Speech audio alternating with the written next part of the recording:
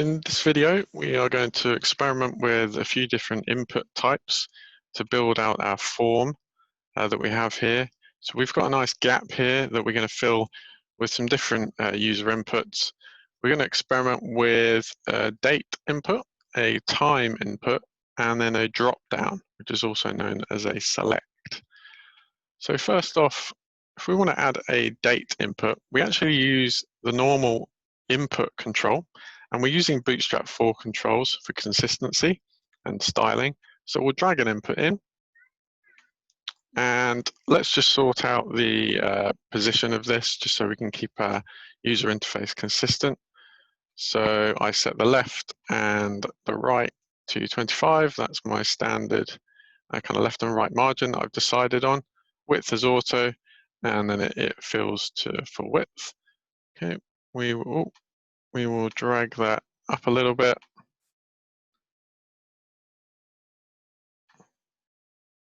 Okay, so let's go about customizing some of these properties. So let's say this was a date of birth input. So that will change the label there. Now currently, this is just a normal text input, and this isn't really what we want.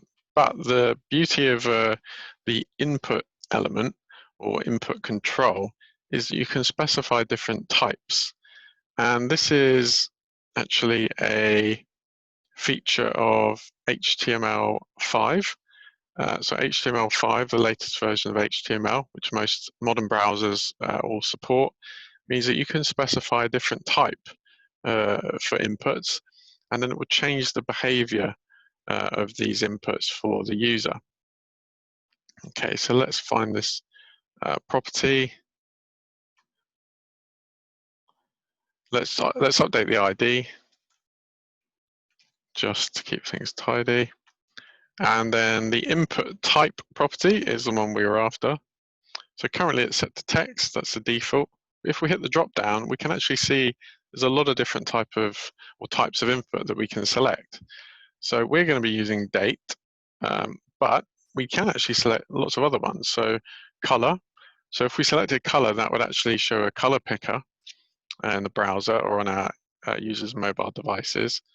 Email would enforce email validation. We can choose a file if we want the user to upload something. And we can set numbers, passwords. It could be a submit button or telephone number or a time, or even a web address, a URL. So we'll come back to time, but we're going to use date for now. Okay, so nothing visually has really changed here, but we set the input type to date. And let's get rid of placeholder text. We don't really want that. And let's save this and run and see how it behaves in Chrome. Okay, so we can immediately see this is behaving a little bit more different to a normal text input, which is great. So we actually have a pre-populated date format. There's even a little calendar icon here, and if we click on that, it brings up a calendar, which is fantastic. So this actually is powered by the browser, and the browser is showing us these extra controls. Okay, so let's add a time input. So what I'm going to do, for convenience, I am going to duplicate this element so we can copy and paste. And we'll just tidy up that alignment. Let's change the header. We'll just call that a time entry. We don't know what it's for, but this is just an example. And let's give it an ID, time input.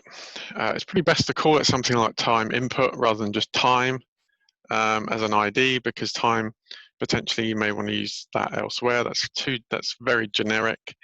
So you might want to call it something like time input or time from user, something like that. Now currently the input type is still set as date, but let's change it to a time.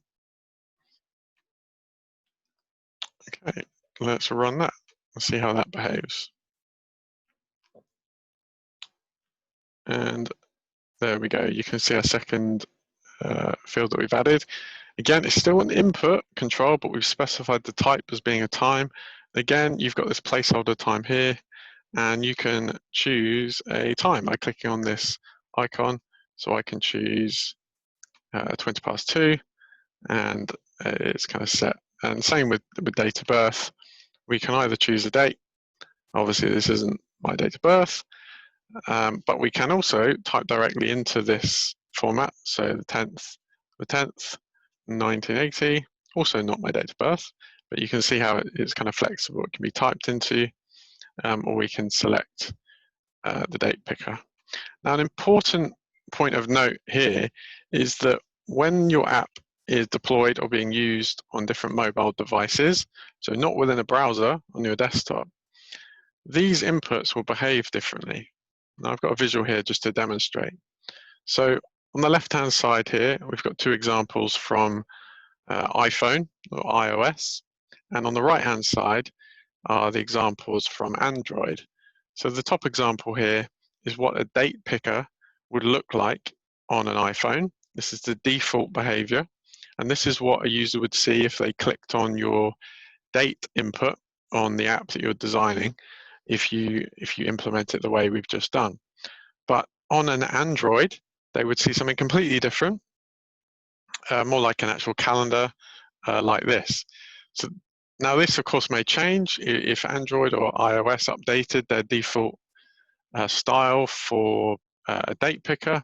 This would change depending on the phone software. So this is implemented by the platform itself and not by your app. Your app is just specifying that this is a date field, and you let the local hardware, the device or the browser, deal with it in the way that it wants to deal with it. There are potential upsides and downsides to this. The upside is that potentially your user will be using a control or input that's familiar to them. So iPhone users will typically be familiar with entering dates in this format, and same for Android users. The downside is that you don't have any design control over it. So if you wanted to specify exactly how your date picker worked, if you wanted that control, you would have to implement it separately using a separate JavaScript kind of library, which we won't cover in this video. The second example below is how a time picker would appear. So on the left-hand side, this is for iPhone, and on the right-hand side is for Android. So you can see very different. But if you wanted control over this, you'd have to implement your own. Okay, so let's go back to our project. We're going to add one more input type, which was a drop-down, or what's called a select control. So this isn't an input, but this is a select. So let's drag the select in. Okay, and let's line it up.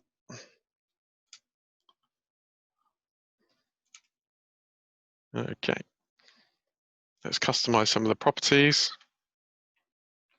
So pick an option. ID, we can just leave it as select one. And to customize what appears in the dropdown, we need to customize the items property. So if we click on the items property and then hit the three dots, we have a new window that opens up, and we can customize this list of items. And we can see by default, we have a sample list of items. So let's just leave that as it is and see how that behaves in our browser. Okay, so we can see our pick an option has appeared. Click on the drop down, and we can see that we can choose different options. Also, we have an option that's disabled, and item 4, I believe, was the default. So let's go back to our code. Customize these items. I don't want a disabled item. I can customize the default by specifying it as this. and let's say another option here. Go OK.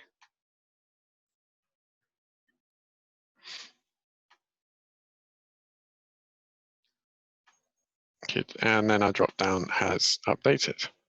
Okay. So these are just some examples of different input types that you can use. As you can see, there are many different ones that you can use. If you're building out Bootstrap, if you're starting to use Bootstrap for controls, I'd recommend use them for other controls as well for consistency. If you need to then retrieve the values of these input fields, then you can look at previous videos where we've picked up on the values from inputs when we hit the save button. But otherwise, have a play and have fun with the different inputs. Remember to use the most appropriate inputs to the data that you want your user to input.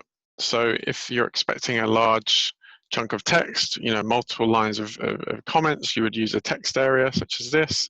If it was just a single entry like a name, text input is appropriate. And then of course, remember to, if you're requesting a date of birth or a time or any kind of custom field, use the input type that's appropriate, as this will aid in usability and facilitate a better user experience.